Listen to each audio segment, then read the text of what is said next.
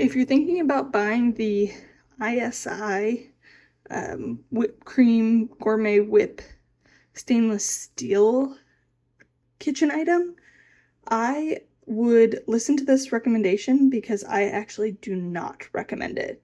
And here's why. I have had this for 3 years. I've used it twice. So if anything, I thought I was going to use it all the time, but you really have to be a serious baker or getting into experimental things to use it, because typically I just default to using my KitchenAid mixer if I need to whip something, because that's easier, less parts, less time and effort. So let me go over this product so that you can see. Here's the other reason I haven't really used it.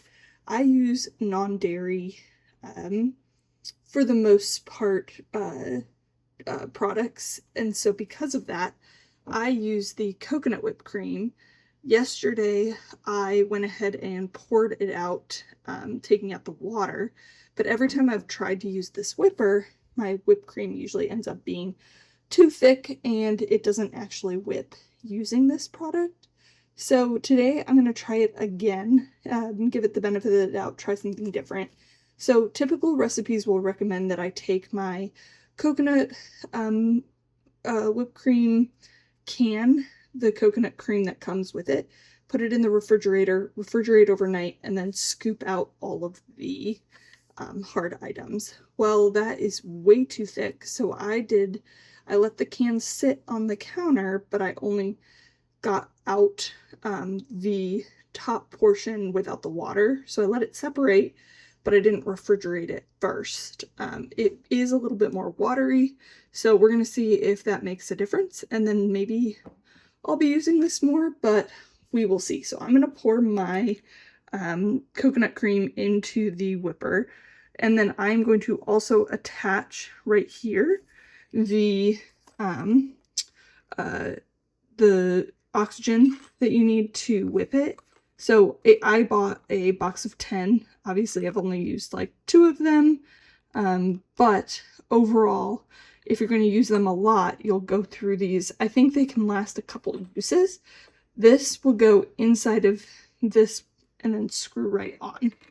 There are other versions of this iSi. I believe there's other sizes, and then plastic versions or stainless steel parts for this. So let me put this all together and then we will see it in action and see if it actually works today. Okay, I'm going to attach the CO2 charger. And then you'll hear, and then you're supposed to shake it very well. It recommends that the items are cold when you put it in. And maybe this would work better if it's not dairy, or not dairy free. And then I'm gonna squirt. Maybe I didn't do it right. Or it's too thick. I'm gonna pass the item over to my husband so he can shake it.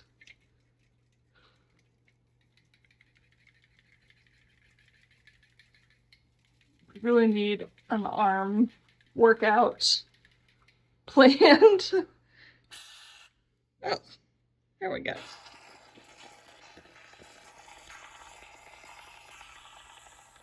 Maybe I'm just not strong enough for it. That looks delicious. Can't wait to try it. Does it just need more shaking? Yeah. Well, we will keep trying, but you can store this whole thing in the refrigerator so you don't have to put it in. I used this one. Yeah, we're not doing the soda charger, but you can also make so many different things with this item. You can make like an avocado coconut cream based. You can make, it might be too thick. That's the other thing. So I'll have to thin it out with some more coconut water. But if you're using regular dairy products, it would be a lot easier. The other thing is recipes online are available. for making your whipped cream on how much to put in. And then there's a max fill line, so you can only fill it up to here because the CO2 is going to make it thicker and raise it up throughout the can. Overall, I would just use your other whipping items like your KitchenAid or your mixer or a food processor, but if you're gonna go gourmet, I would go with this item. We took the lid off, and this is some thick whipped cream. So I'm gonna scoop it out of here and use it. So it did work this time, but also it's a lot more hassle. So buyer beware, but also it's a really cool, fun tool if you want to add something to your kitchen. I actually got a lot of whipped cream out compared to what I thought I was gonna get, and it looks pretty good. I used my long arm spatula, so I can't wait to eat my fruit.